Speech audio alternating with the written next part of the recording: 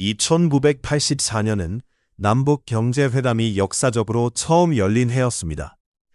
이 회담에서는 다양한 남북경제협력 방안에 대해 심도 있는 논의가 진행되었으나 1985년 5차 경제회담을 끝으로 더 이상의 진전은 없었습니다.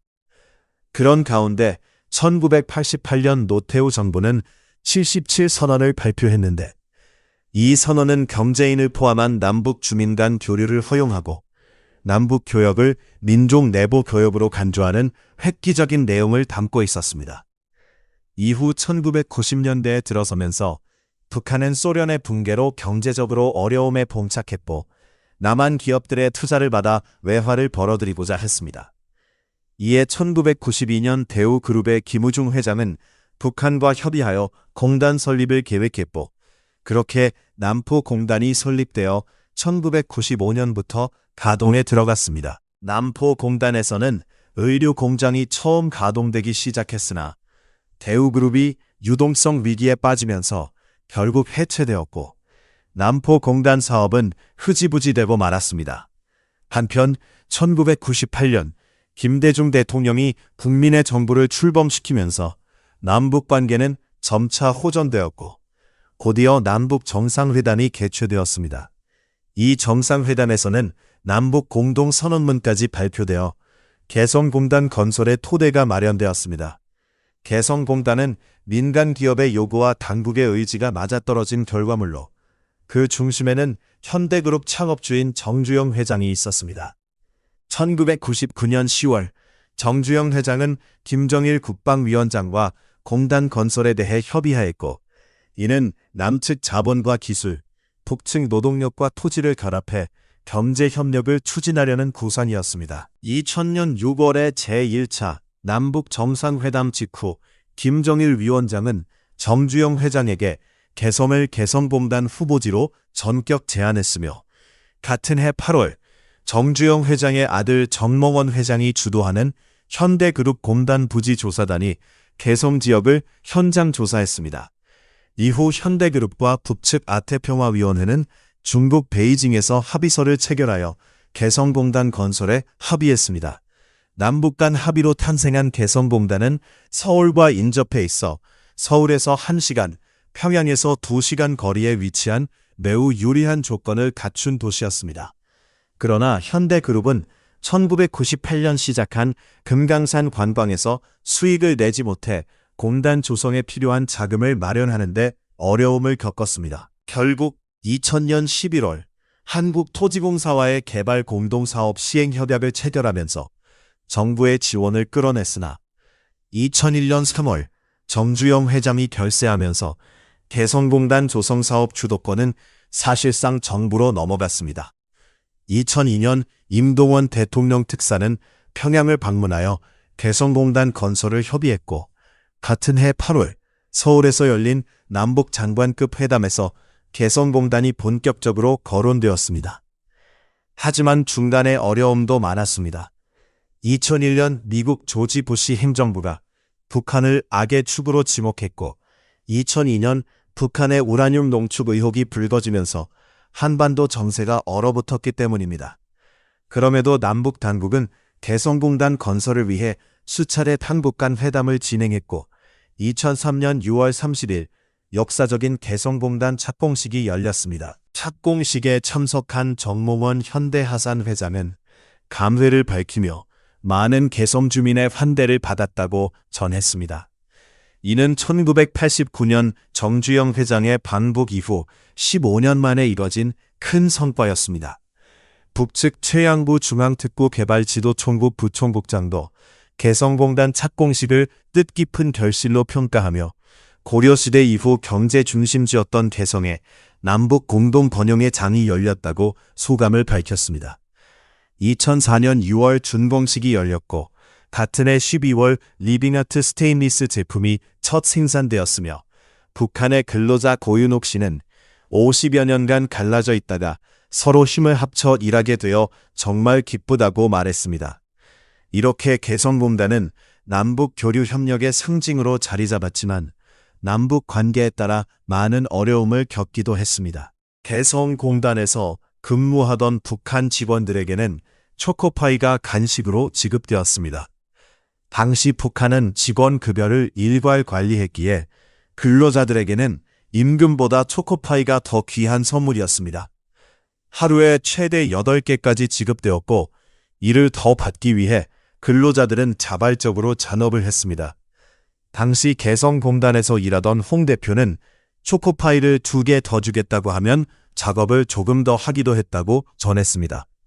북한 근로자들은 받은 초코파이를 굶주림에 허덕이는 가족을 위해 집으로 가져갔고 우리은행 관계자는 남성 근로자들은 바로 먹지만 여성들은 대부분 아이들에게 주려고 집에 가져간다며 모성애가 강한 모습을 전했습니다. 또한 근로자들은 초코파이를 시장에 팔아 추가 수입을 얻기도 했습니다. 초코파이는 북한 시장에서 고가에 거래되었으며 한국 가격 대비 30배 이상 비싼 가격에 팔려 근로자들은 임금보다 많은 부수익을 올렸습니다. 탈북자 김 씨는 초코파이는 북한 사람들에게 매우 인기 있는 과자이며 주로 잘 사는 가정이나 생활이 풍족한 사람들이 구입한다고 전했습니다. 이처럼 초코파이는 근로자들에게 생계의 중요한 동력이었으며 사실상 생명줄과도 같았습니다. 그러나 한국산 초코파이가 북한 전역에서 인기를 끌자 북한 당국은 2014년부터 초코파이 지급을 중단하도록 요청했습니다. 그 이유는 한국산 제품이 북한 주민들에게 남한에 대한 관심과 환상을 심어줄 수 있다는 우려 때문이었습니다. 당시 개성공단에 들어가는 초코파이는 한 달에 최대 600만 개에 달했으며 초코파이 포장지에 담긴 상품 광고가 북한 주민들에게 남한에서 생산된 제품들을 홍보하는 효과를 냈습니다. 경제연구소의 한 연구원은 초코파이가 남쪽에서는 흔한 간식이지만 북한 주민들에게는 자신들이 힘들게 살고 있다는 사실을 느끼게 해준다고 분석했습니다. 북한은 이에 대응해 짝퉁 초코파이를 내놓았지만 한국산 초코파이만큼의 인기를 얻지는 못했습니다. 2017년 탈북한 한 주민은 북한 초코파이에 대해 빵이 푸석하고 모양도 부서져 있으며 초콜릿 대신 버터를 사용해 초콜릿 맛이 거의 나지 않는다고 전했습니다. 이 때문에 북한 주민들은 한국산 초코파이를 먹기 위해 탈북을 결심하기도 했는데 이는 한국에 가면 실컷 초코파이를 맛볼 수 있다는 희망 때문이었습니다. 이후 북한은 초코파이에 대해 매우 민감하게 반응했으며 정부는 대북 수혜 지원 사업 중 초코파이 192만 개가 포함되자 북한의 불만 표출로 인해 지원 사업이 무산된 일도 있었습니다. 2006년 개성공단 내 북한 근로자는 1만 명을 돌파했고 2012년에는 5만 명을 넘어섰습니다. 이 중 여성 근로자가 71%를 차지했고 평균 연령은 38세로 20대에서 40대가 주를 이루었습니다. 이들에게 지급되는 월급은 각종 수당을 포함해 약 15만 원 정도였으며 최저 월급은 7만 원 수준이었습니다. 2007년에는 65개에 불과했던 개성공단 입주 기업 수가 점차 증가해 2011년에는 123개에 달했습니다. 업종별로는 섬유가 가장 많았고 기계, 금속, 전기전자, 화학 등이 뒤를 이었습니다. 매출액은 2007년 1억 달러에서 2012년 4억 6천만 달러로 매년 증가했습니다. 하지만 개성공단은 남북 경제협력의 상징으로 순탄하게만 달려온 것은 아니었습니다. 남북 관계가 악화될 때마다 통행 제한 등 어려움을 겪으며 순환적인 위기를 맞기도 했습니다. 2003년 6월 30일 첫 사업을 시작한 개성공단은 북한의 핵심 군사지역을 남북 협력의 상징으로 바꾸는 역할을 했습니다. 2005년 7월 북한의 미사일 발사 이후 사업 중단 요구가 빗발쳤지만 공단은 유지되었습니다. 2007년 남북 정상회담 이후 남측은 북측의 통신 보장을 위해 노후화된 장비 교체를 제안했으나 2008년 이명박 정부 출범 이후 남북 관계 경색으로 인해 개성공단은 위기를 맞았습니다. 북한은 2008년 세통합의 불이행을 주장하며 남한 측 인력 및 물자 통행 시간을 제한했고 같은 해 12월에는 대북 전단 살포 등을 이유로 통행 시간과 인원을 축소하는 12일 조치를 내렸습니다. 2009년에는 현대하산 소속 유성진 씨가 북한 체제를 비판하고 탈북을 조장했다는 이유로 억류되는 사건도 발생했습니다. 결국 현정은 현대그룹 회장이 김정일 위원장과 면담을 통해 유성진 씨가 석방되고 12일 조치가 해제되면서 잠시 화해 분위기가 조성되었으나 2010년 3월 천안함 피격 사건으로 남북 관계는 최악으로 치달았습니다. 정의부는 524 대북 제재 조치를 발표해 개성공단에 대한 신구 투자를 금지하고 공단 체류 인원을 절반 이상 줄였습니다. 이에 북한은 육로 통행 전면 차단과 남북 교류 협력 관련 군사보장 철회를 발표하며 긴장이 고조되었습니다. 2010년 11월 연평도 포격 사건이 발생하자 우리 정부는 북으로의 출경을 차단하는 등 남북 관계는 얼어붙었습니다. 이후 조치들은 점차 완화되었지만 개성공단 입주 기업들의 납품 지원에 어려움이 계속되었습니다. 2013년 박근혜 정부 출범 후 남북 관계가 급격히 악화되면서 북한 당국은 개성공단 전원 철수를 통보했고 정부는 4월 26일 자국민 보호를 위해 공단 내 남측 근로자 전원을 철수시켰습니다. 당시 개성공단에서 남측 차량과 인력이 쏟아져 나오는 장면은 한국전쟁 당시 피난민의 모습과 비슷하다는 평가를 받았습니다. 이로 인해 개성공단은 가동이 중단되었으나 5개월 후인 2013년 9월 양측 정부가 합의해 공단이 재가동되기도 했습니다. 그러나 2016년 2월 박근혜 정부는 북한의 핵무기 개발 자금 유입 우려를 이유로 개성공단 가동을 전면 중단했습니다. 이 결정에 대해 여론은 찬반으로 나뉘었는데 핵무기 개발을 막기 위한 불가피한 선택이라는 찬성과 우리의 경제적 손해가 더 크다는 반대 의견이 팽팽히 맞섰습니다. 당시 개성공단 입주업체는 123개였으며 협력업체까지 포함하면 약 5,000개에 이르렀습니다. 개성공단 가동 중단 피해는 중고등학교 교복 생산업체에도 영향을 미쳐 2016년 교복을 구하지 못한 학생들이 속출했습니다. 만선이라는 의류 제조업체의 성헌상 대표는 공단 폐쇄로 인해 북측에 남아있는 약 8만 장의 교복을 회수하지 못했고 납품 약속을 지키지 못해 원청업체로부터 30억 원에 달하는 손해배상 청구를 받았다고 밝혔습니다. 그는 정부에 대금을 결제하지 못하면 소송으로 번질 수 있다며 지원을 호소했습니다.